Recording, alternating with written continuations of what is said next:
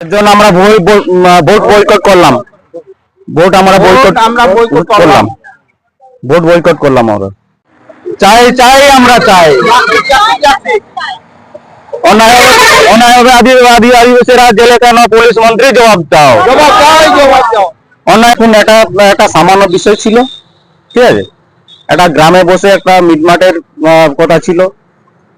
এটা প্রশাসনের কাছে যেতে গেছিল, কিন্তু প্রশাসন আমাদেরকেও আশ্বাস দিয়েছিল যে এই কেসের যাতে ছেলেটাকে জামিন দেওয়ার জন্য।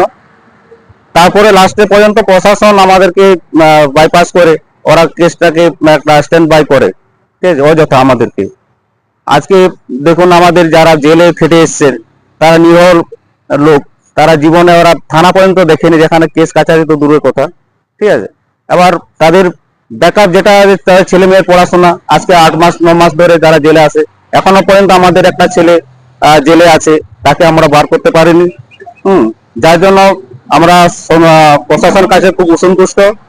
আমরা এই জন্য, এই অসন্তোষের জন্য আমরা ভোট বয়কট করছি।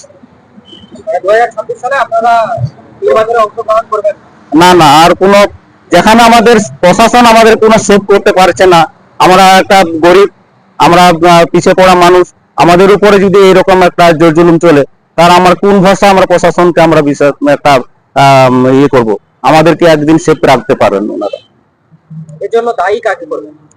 অ্যাকচুয়ালি এখানে যেটা প্রশাসনকেই আমি সম্পূর্ণভাবে দায়ী করব।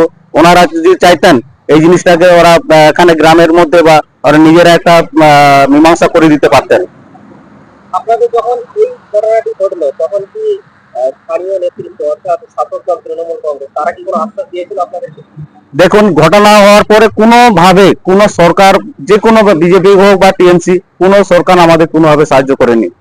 আপনার এই আন্দোলনটা হচ্ছে আমাদের গ্রামের বিষয় নিয়ে, একটা সামান্য কুল নিয়ে একটা দুটো পরিবার ছানাদের একটু ঝগড়াঝাটি লাগার পরে তারপরে ওই মানে যাদের ছেলেটার একটু মানে কামড়াকামড়ি করেছে, ওরা তারপরে ওই ছেলেটাকে মারধর করে এবং ওনার বাবাকেও মারধর করে। মারধর করার পরে তারপরে গ্রামে অ্যাডজাস্ট হওয়ার জন্য একটা চিন্তা ভাবনা আমার নিয়েছিল। ওইগুলো না নিয়ে ওরা কি করলো না, ওদেরকে রেপ কেসে দিয়ে দিল ছেলের বাবাকে।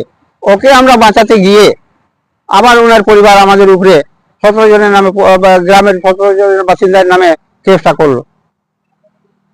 কেসটা বহু রকম ধারা দিল, মানে কোনো সমালোচনা বা এইসব কেস কাছারি যাওয়ার কথা নয়, এই মুখের কথার মধ্যে শেষ হওয়ার কথা, কিন্তু ওরা অনেক উপরে গেল। এর কারণটা কি রয়েছে?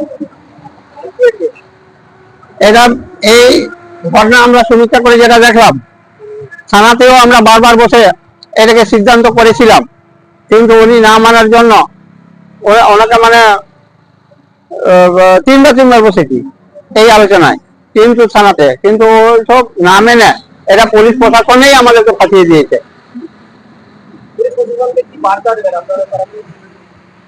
এই বলবো, এইটুকু বলতে পারি আমরা, পুলিশ প্রশাসন বিশাল ভুল করেছে আমাদের উপরে,